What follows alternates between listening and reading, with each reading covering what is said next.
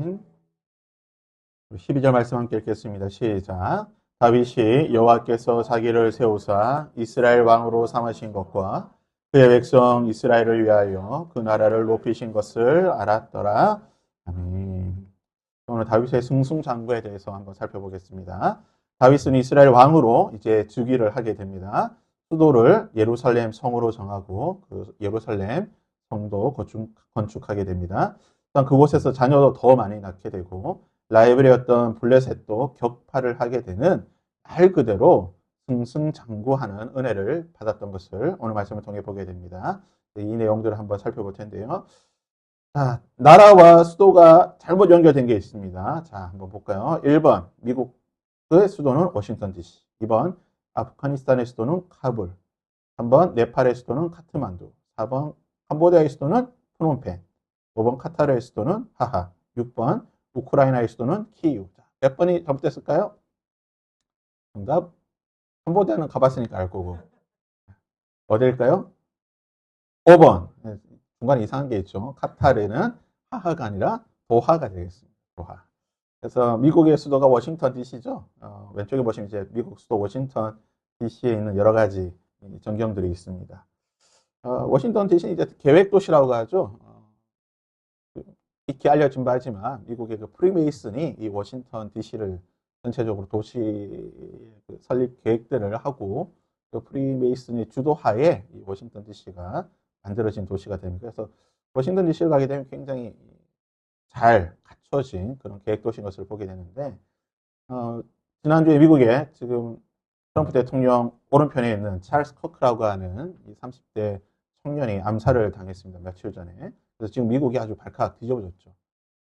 가뜩이나 미국이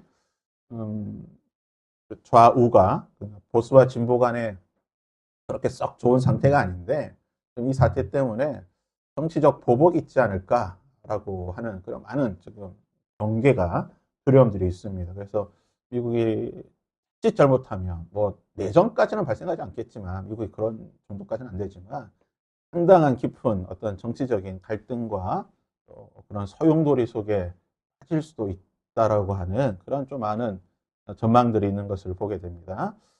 자, 여기는 우리가 아까 보았지만 아프가니스탄이에요. 아프가니스탄은 그 히말라야 산맥, 중앙아시아 히말라야 산맥 그쪽 스탄이라고 불린 6개의 스탄국이 있죠. 그 스탄국 중에 하나고 이슬람권입니다. 그래서 뭐 우리는 뒷산 해봐야 뭐 이렇게 뭐 얼마 되지 않는지만 여기는 뒷산이 어디입니까? 히말라야 산맥이 5,000m, 6,000m 되는 이런 히말라야 고산지대인데 이 산 아래에 이 아프가니스탄이 있다 보니까 지리 시간에 배웠겠지만 히말라야 쪽에 보면 지진이 많이 일어나요. 그런 지진들이 많이 있다 보니까 아프가니스탄에도 심심찮게 지진이 일어나고 여기 한번 지진이 일어나게 되면은 진도가 뭐 7, 8, 9 이렇게 올라가니까 몇 년 전에도 지진이 일어나서 몇천 명이 사망을 했는데 2주 전인가요? 1주 전인가요? 그때 또 아프가니스탄에 또 한번 지진이 일어나서 뉴스상으로는 3천 명, 한 4천 명 가까이가 사망하고 수만 명이 실종이라든지 이재민이 되어 있다라는 그런 뉴스를 본 적이 있습니다. 아프가니스탄은 지진뿐만 아니라 그 유명한 탈레반이 있다 보니까 정치적으로도 굉장히 위험하고 억압받고 있는. 그래서 여기서는 뭐 여성들이 얼굴에 히잡만 벗어도 바로 잘못하면 죽을 수 있는 굉장히 위험한 지역이죠. 그러다 보니까 국제기구가 이런 지진이 일어났을 때 구호 활동이나 이런 게 잘 못해요. 왜냐면 구호 활동하는 게 결국은 기독교 단체들이 많이 하는데 결국은 선교사님들이나 기독교 그런 기관들이 해야 되는데 무슬림권이 이것을 자꾸 반대하고 막다 보니까 쉽지가 않아요. 그래서 좀 이런 자연재해를 통해서라도 좀 기독교 단체들이 들어가고 선교사님이 좀 들어가서 이런 사역을 할 수 있는 길들이 열리면 좋은데 좀 안타까운 그런 현실입니다. 자, 여기서 이제 네팔이죠. 네팔 역시 히말라야 고산지대에 있는 에베레스트 산이 그곳에 있는 지역이 되겠습니다. 네팔 같은 경우는 이제 불교와 힌두교와 같이 있는 그런 지역이고 아주 또 라마 티벳하고 또 인접했다 보니까 좀 복합적인 그런 종교적인 성향을 가지는 곳인데 엊그제 뉴스에 보니까 네팔에 지금 시위가 발생했죠. 시위가 발생한 이유가 뭡니까? 아마 우리들은 별 상관없죠. 우리 중고등학생들 같은 경우는 아마 중고등학생들 쉽게 이해가 할 수 있을 것 같은데 SNS를 금지시켰어요. 인스타그램을 막아버리고 페이스북을 막아버리고 쉽게 말해서 카카오톡 못하게 하고 막 이런 거 못하게 해버리니까 젊은이들이 분노하게 된 거예요.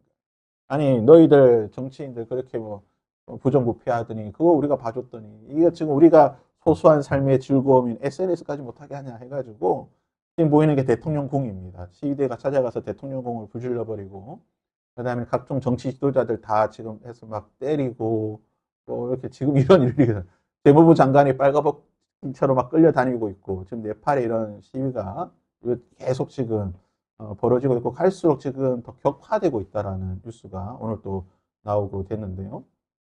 상황이 그렇죠. 자, 캄보디아. 캄보디아 지난번에 갔다 왔죠. 프놈펜입니다. 캄보디아는 이제 유명한 불교국이죠. 캄보디아, 뭐, 라오스, 캄보디아 이쪽 지역, 미얀마, 라오스, 캄보디아 이 인도차이나 반도에 있는 3개국은 굉장히 가난한 나라입니다. 국민소득 해봐야 1인당 한 달에 많이 벌어봐야 10만 원, 20만 원 정도밖에 벌지 못하는 그런 가난한 나라인데 그러다 보니까 이곳에 이제 범죄 조직들, 중국을 비롯한 많은 전 세계 범죄 조직들이 들어가는데 오른쪽에 보이는 사진은 공장처럼 보이죠? 좀 멋진 공장처럼 보이지만 공장이 아니라 보이스피싱 하는 센터입니다. 이게 보이스피싱 하는 센터예요. 이 안에 한 1000명에서 2000명 정도 보이스피싱 하는 주로 이제 중국에서 많이 넘어온 그런 보이스피싱 범죄 이런 센터들이 캄보디아 곳곳에 있습니다. 그래서 전 세계, 특별히 이제 뭐 중국인들이니까 우리나라든지 중국, 전 세계 곳곳에 다니면서 전 세계 곳곳에 보이스 피싱을 해가지고 범죄를. 그래서 지금 새롭게 전 세계에서 보이스 피싱 범죄 주요국으로 캄보디아가 지금 아주 되고 있어요. 우리나라 국민들도 지금 여기에 잡혀가가지고 강제로 보이스 피싱 하다 풀려나온 사람, 뭐 죽기도 하고 풀려나오는 경우도 지금 뉴스에 계속 보도되고 있습니다. 그래서 캄보디아 자체가 이제 킬링필드라고 죽음의 땅, 굉장히 억압받고 고통받는 땅이었는데 이제 이 어둠의 영들이 이런 범죄로 인하여서 이 나라의 이미지라든지 나라 전체를 이런 범죄의 어떤 소굴로 만드는 그런 것을 보게 됩니다. 중동의 카타르죠, 카타르. 사막에 있는 카타르. 사막 옆에 이런 아주 마천루들을 이렇게 세워서 높인 건물들인데요. 카타르의 수도가 도하입니다. 근데 며칠 전에 이스라엘이 도하에다가 미사일을 쏘아버렸죠. 지금 카타르가 이스라엘과 하마스의 전쟁의 중재를 하는 이 중재 역할, 네고시에이터죠. 중재를 하는 역할인데 원래 국제법상 관례적으로 중재국은 절대로 공격하지 하면 안 돼요. 어떤 일이 있더라도 그 전쟁을 할 때 그 전쟁을 협상하기 위해서 중재하는 나라들은 절대로 공격하지 않는 게 국제법 관례인데 도대체 이스라엘은 무슨 생각인지 무슨 배짱인지 뭐 트럼프가 뒤에서 봐준다고 그냥 아무 생각이 없는 것 같아요. 좀 카타르에다 미사일을 쏘아가지고 굉장히 야단입니다. 더구나 카타르 같은 경우는 이스라엘에 대해서 좀 우호적인 입장이고 미국과도 굉장히 우호적인 입장인데 이것이 지금 어떻게 정치적인 상황으로 이어질지 모르는 굉장히 좀 중동의 전쟁이 확전될 수 있는 아주 중요한 기로인 것을 보게 되죠. 여기는 이제 우크라이나의 키이우입니다. 예전에 키예프라고 하는 이제 소련 말이고 우크라이나어로는 키이우가 되겠죠. 키이우가 이게 전쟁이 일어나기 전 3년 전에 오른쪽 왼쪽 사진입니다. 불과 3년 만에 지금 키이우가 이렇게 다 무너지고 전쟁의 포화에 휩쓸리고 있습니다. 대략 이제 지금 지난 한 주 동안 국제 뉴스에서 많이 보도되었던 6개 나라를 이제 제가 소개를 해드렸는데 제가 이렇게 왜 말씀드리냐? 우리가 기도도 하였지만 우리는 열방을 품는 하나님께서 단순히 너 혼자 예수 믿고 너 혼자 그냥 신앙생활 하라고 부른 존재가 아니라는 거죠. 하나님께서는 아브라함을 통해서 열방을 축복하기를 원하시는 게 하나님이시고 이스라엘을 통하여 열방을 구원하시기를 원하시고 이스라엘이 제사장 나라로서 열방을 위해 중보하는 기도하는 나라로 삼는 것이 하나님의 계획이고 뜻인데 우리도 마찬가지입니다. 그래서 우리가 단순히 나 혼자 예수 잘 믿고 우리나라만 잘 되면 되는 게 아니라 우리를 통해서 열방이 하나님께로 돌아오고 열방을 우리가 품을 수 있는 그런 믿음의 사람들이 되어야 되는 거죠. 그래서 이제 세계 지도입니다. 지금 재밌죠? 이게 원래 이제 우리가 세계 지도고 이게 지금 이게 실제적인 사이즈입니다. 이게 지금 큰 거는 우리가 알고 있는 거는 이거는 그 네덜란드의 측량사였던 뭐죠? 메카도르인가 뭐 하여튼 걔가 만든 그래서 이게 평면상으로 많이 확대를 한 거고, 실제 사이즈는 보시다시피 뭐 러시아가 저렇게 큰 나라가 아니에요. 미국도 그렇게 큰 나라가 아닌데, 예, 제가 사진을 보여드리는 건 뭐냐면, 우리가 열방을 전 세계를 이렇게 좀 품을 수 있는 사람이 되어야 된다는 거죠. 미국에 가면 캔사스 시티에 가면은 그 아이팝이라고 하는 인터내셔널 홈 오브 플레이어, 그래서 열방을 위해 중보 기도하는, 만민을 위해 기도하는 집이라고 하는 아이팝이라는 그런 센터가 있습니다. 물론 지금은 좀 폐쇄가 되었습니다. 그 리더십에 문제가 있어가지고 설립된 지 한 20년 좀 지나 25년쯤 된 것 같은데, 지금 조금 폐쇄하고 좀 여러 가지 그 리빌딩이 진행 중인데, 아이팝은 말 그대로 예전까지 이제 24시간, 1년 365일 24시간 기도하는, 열방을 위해서 기도하는. 그래서 언제든지 여기를 가면 기도를 하는 거예요. 언제든지 가면은 이제 기도 시간이 다 정해져 있어서 각 팀들이 있습니다. 그래서 그 팀들이 시간마다 들어와서 예배 인도하고 기도하는 것인데, 그래서 언제든 새벽 1시에 가도 기도하고 5시에 가도 기도하고 낮에 가도 기도, 항상 기도하는 곳입니다. 그래서 한국에도 이제 아이팝 지부가 있고 한데, 이런 기도의 센터들이 있어서 열방을 위해서 항상 기도하는 곳들이 있다는 거죠. 오른쪽은 이제 유니버시티 오브 네이션이라고 가지고 예수전도단의 그 하와이 호나이에 있는 그 열방대학입니다. 열방대학인데, 열방대학도 가면 지금은 잘 모르겠지만 예전 같은 경우는 열방대학에도 항상 기도하는 기도실이 있었어요. 프레이어 룸이 있어가지고 24시간 기도하는 거예요. 기도의 끈이 놓치지 않도록. 그래서 시간을 쫙 쓴다고 해요. 내가 몇 시부터 몇 시까지 기도합니다. 그래서 하루 1년 365일 24시간 기도가 계속 돌아갈 수 있도록. 여기서 기도하는 거는 기회를 위한 기도가 아니라 열방을 위한 기도. 예손에 가면, 예손 또 대천덕 신부님이 세우신 예손 그 태백에 가면, 예손에 가면 그 낮에 가면 중보기도 시간, 대도의 시간이라고 해서 중보기도 시간이 있습니다. 거기 가면 대도 시간은 다른 기도하지 않습니다. 나라와 민족과 열방을 위해서 기도 제목을 해요. 기도 제목이 수백 개가 쫙 옵니다. 그러면 일일이 기도를 못하니까, 기도 이렇게 뭐 할 것도 없고 하니까 기도 제목이 있습니다. 기도 제목 한 줄 주는 거. 예를 들어서 뭐, 하나님 지금 미국이 이렇게 시위가 있으니까 시위가 빨리 그치게 해주십시오. 이런 한 줄 짧은 기도의 제목을 그것만 읽어도 기도 시간 2시간, 3시간, 4시간 그냥 간다.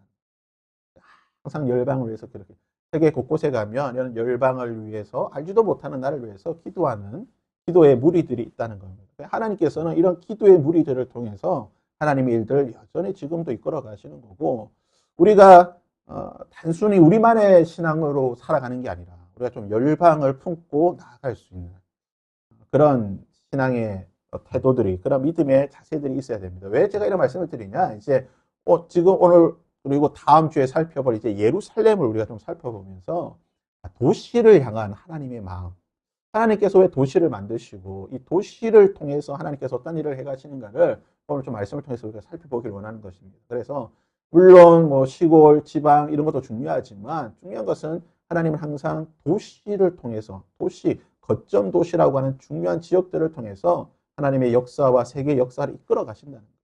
오늘날 그런 거점 중요한 도시들이 어디입니까? 아까 봤듯이 미국의 워싱턴 DC라든지 일본의 동경이라든지 이제는 우리나라 서울 같은, 그리고 또 이스라엘 같은 이런 영적인 거점 도시들이 있어요. 이런 도시들 가운데 하나님의 역사심들이 있다는 것을 우리가 오늘 5장의 말씀을 통해서 이번 주, 다음 주 한번 쭉 살펴보도록 하겠습니다. 자, 다윗은 몇 년 동안 이스라엘을 통치하였습니까? 자, 4절과 5절 한번 읽어볼까요? 시작. 다윗이 나이가 30세에 왕위에 올라 40년 동안 다스렸을 헤브론에서 7년 6개월 동안 유다를 다스렸고 예루살렘에서 33년 동안 온 이스라엘과 유다를 다스렸더라. 다윗의 통치 기간은 40년입니다. 사울 40년, 다윗 40년, 그리고 솔로몬 40년, 3명이서 120년을 해먹은 거예요. 되게 오래 해먹었죠. 저 짧게 해먹었는데 40년씩 그냥 해먹은 거예요. 보통 이제 성경에서 40년이라고 한 세대입니다. 한 세대를 다스렸던 사람들이죠.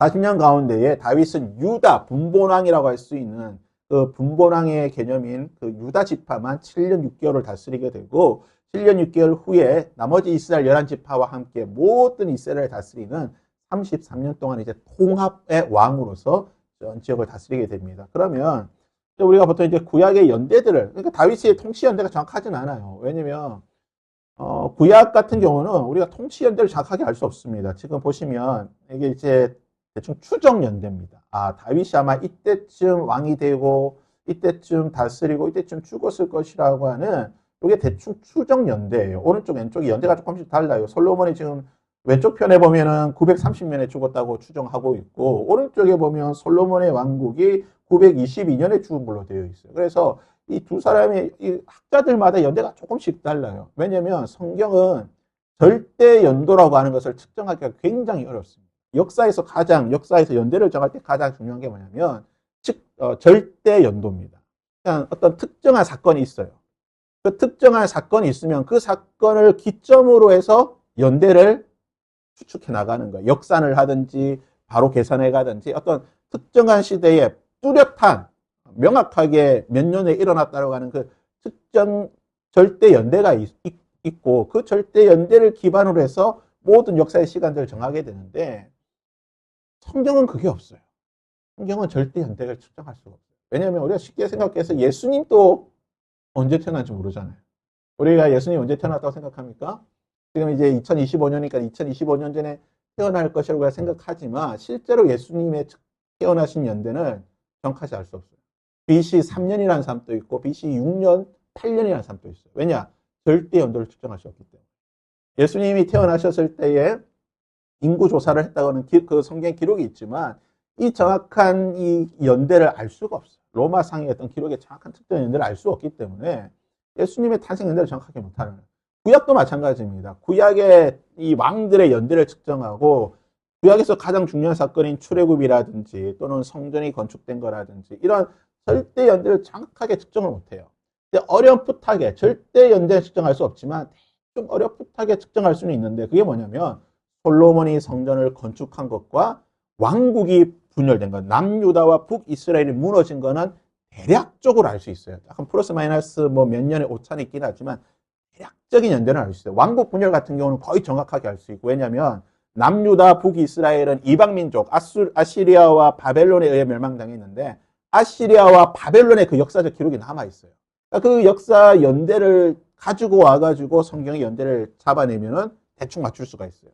그런데 성전 건축의 연대, 솔로몬 연대는 잘 알 수가 없어요. 이건 알 수가 없는 게 출애굽 연대도 마찬가지고 정확하게 알 수가 없고 출애굽 연대 같은 경우도 BC 1443년에 일어났다는 게 일반적인 성경의 학자들의 이야기지만 1600년에 일어났다는 학자도 있고 1200년, 400년의 플러스 마이너스가 있다는 거예요.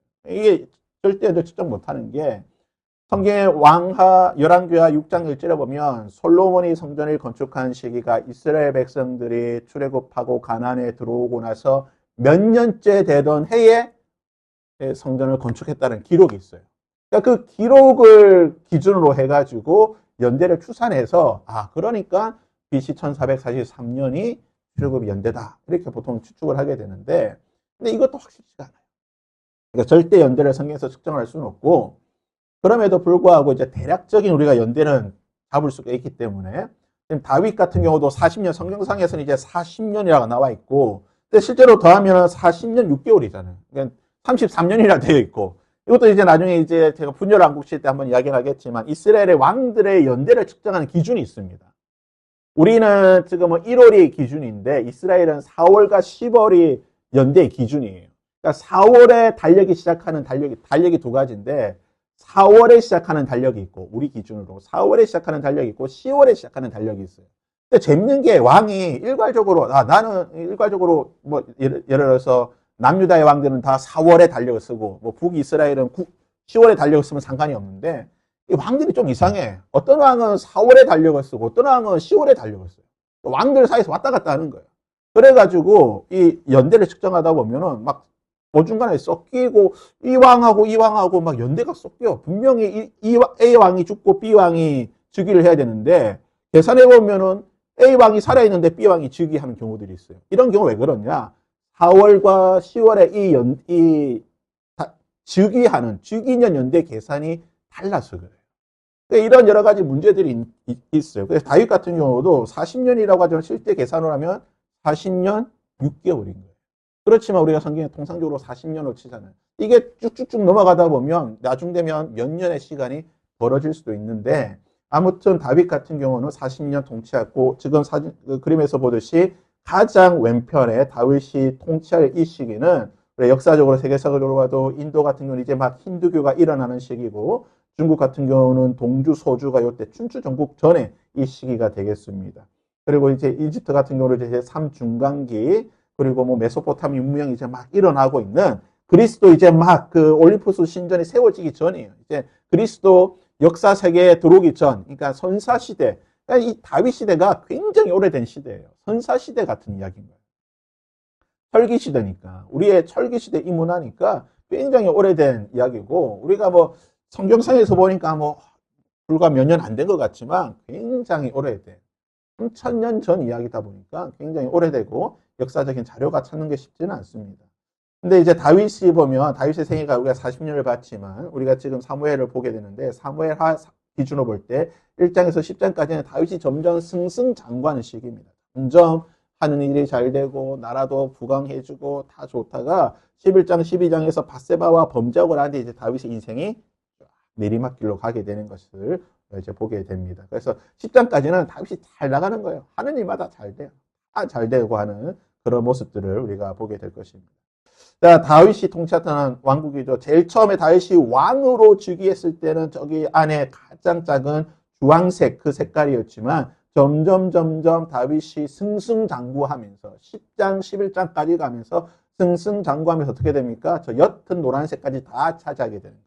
그것이 다윗이 가장 전성기 시대 때 이야기고 다윗이 죽고 난 뒤에 그의 아들 솔로몬이 가장 위에 있던 저 부르스름한 지역까지 다 차지하게 되는 거예요. 그래서 다윗과 솔로몬 시대가 어떻게 보면 성경상에서 가장 부강한 시대고 오늘날 현재 이스라엘 네탄야후라든지 또는 시오니즘이 말하고 있는 우리가 다윗 시대, 다윗의 왕국, 다윗 시대로 돌아가자라고 말하는 건 뭐냐?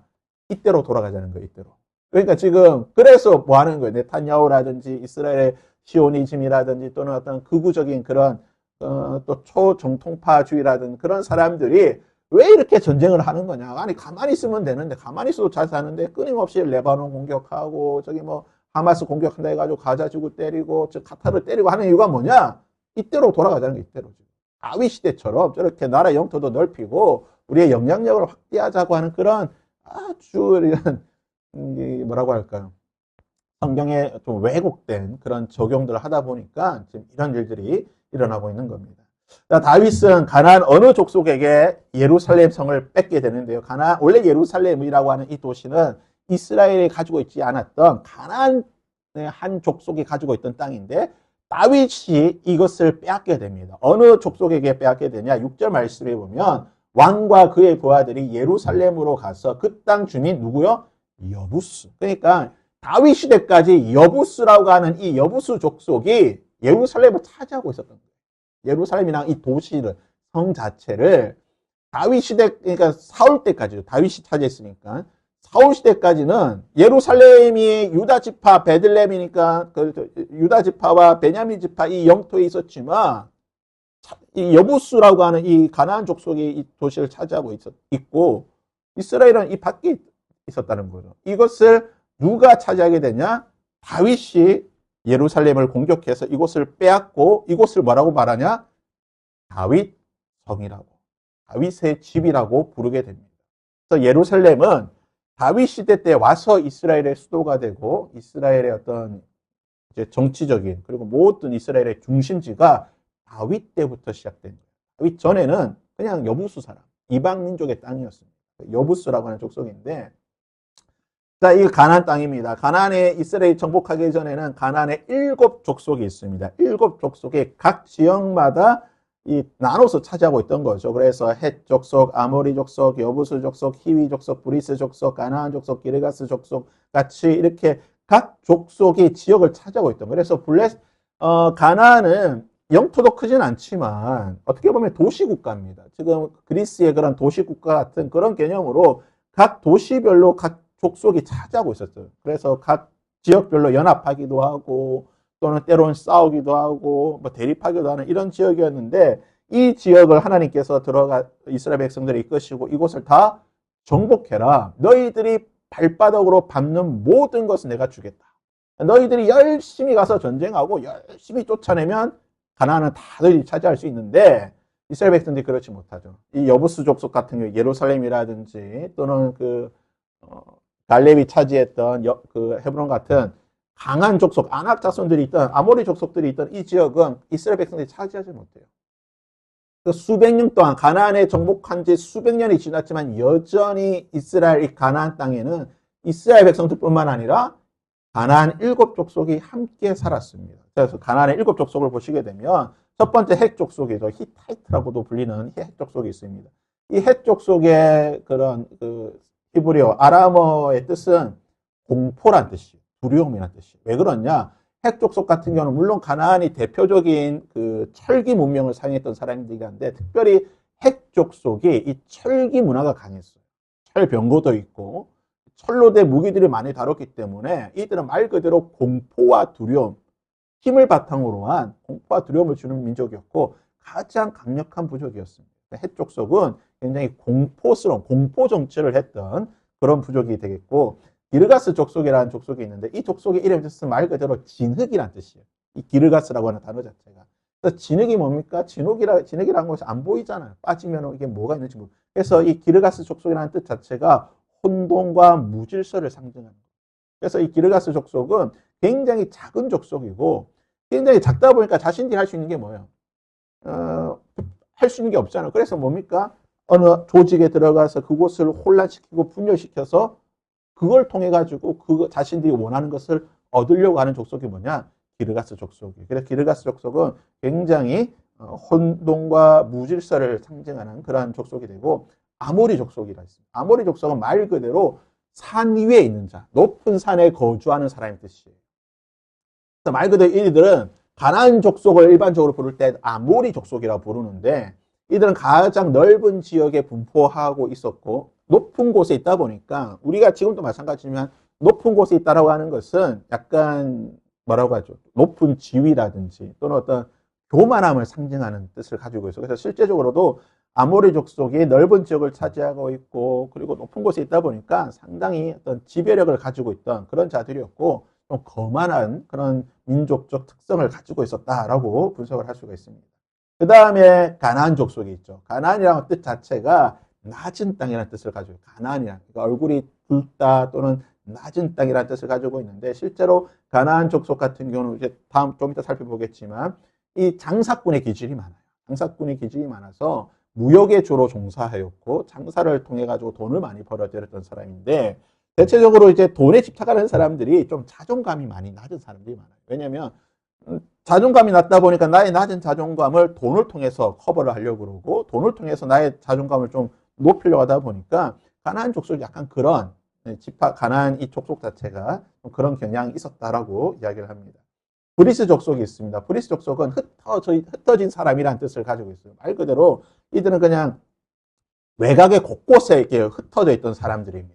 흩어져 있던 사람들이고 이들의 약간 민족적 특성은 조금 혈기가 많고 신경절적이다. 그래서 이들은 그냥 좀 쉽게 막 부딪히는 이 사람 저 사람 막 이 가나안 7족속 내에서도 여러 곳에 부딪히고 분란을 일으켰던 그런 족속이었다라고 분석을 하고 있습니다.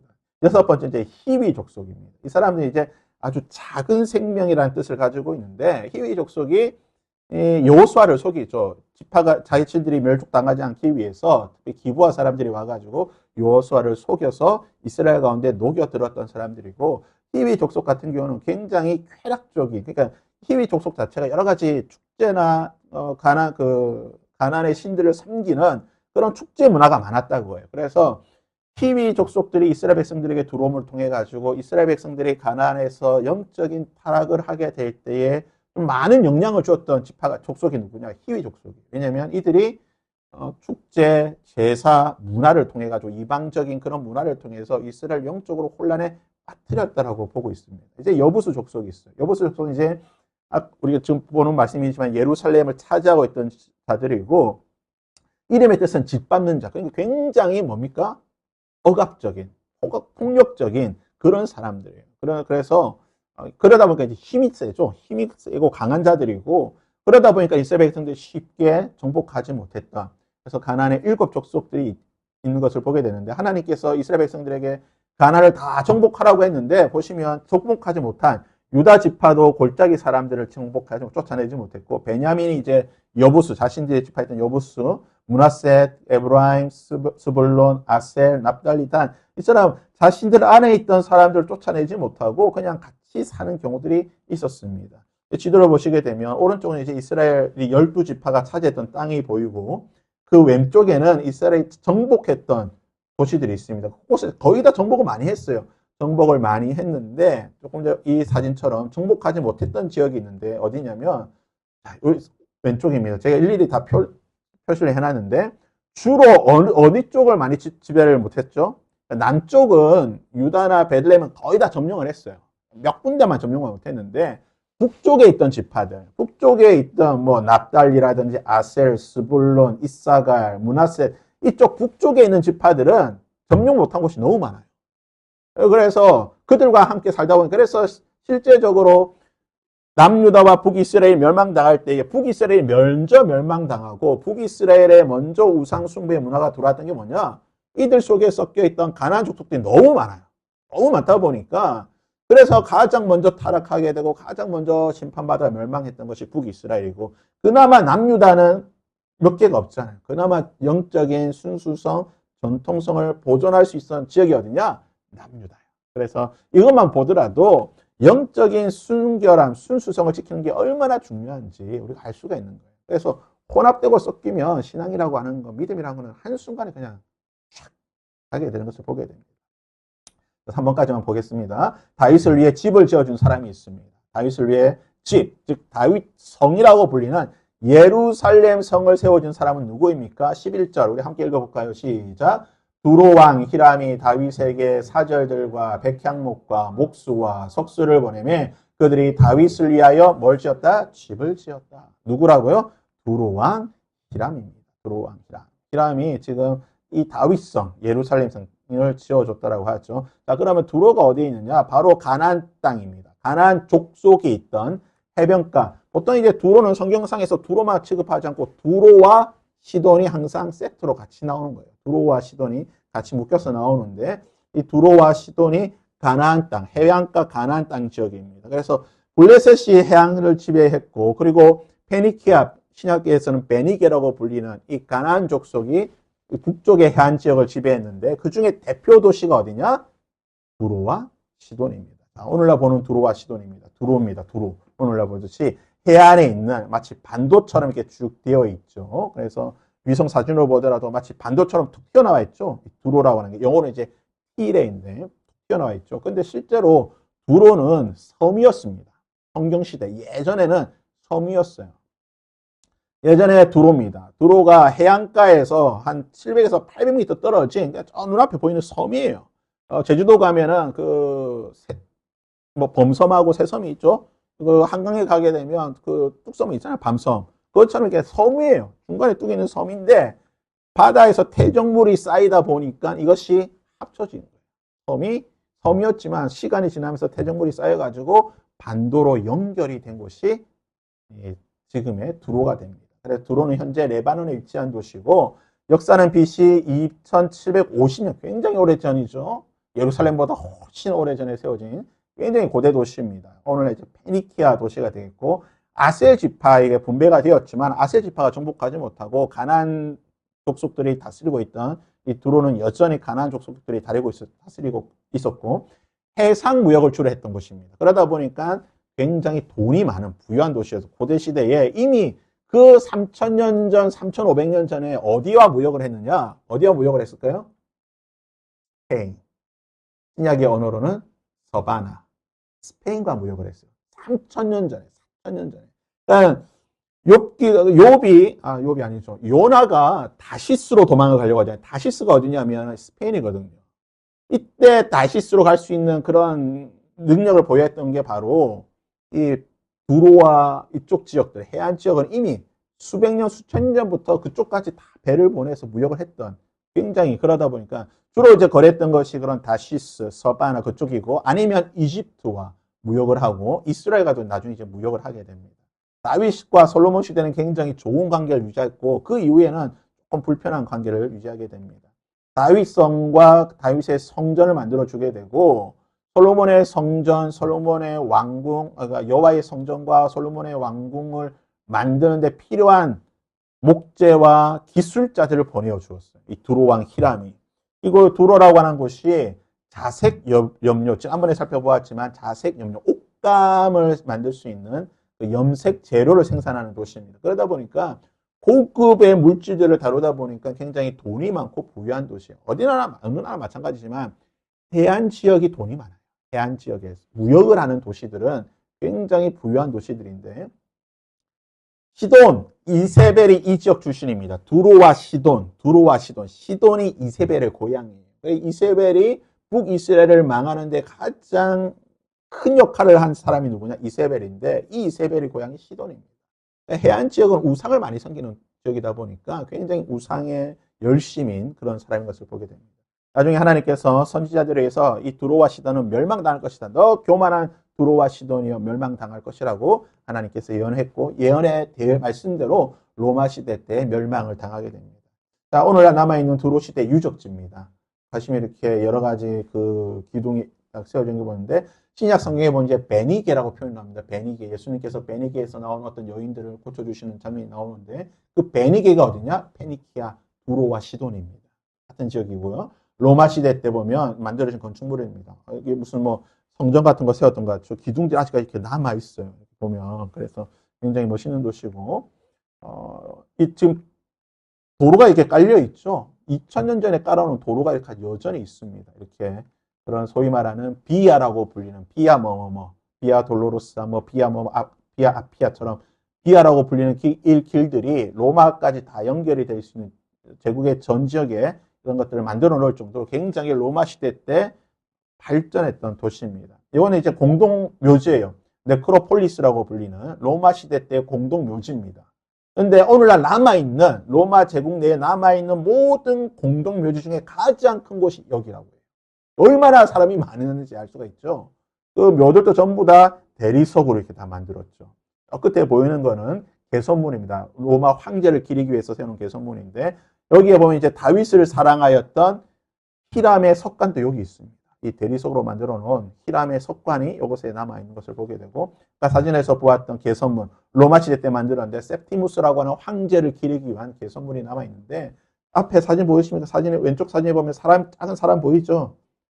파란색 바지와 자주색 옷 입은 남자가 한 명 서 있는데 개선문 앞에 높이가 20m입니다. 굉장히 넓죠. 로마는 그 식민지 곳곳에다 이런 개선문들을 만들고 황제의 이름과 또는 장군의 이름을 기리기 위해서 개선문들을 많이 만드는 것을 보게 됩니다.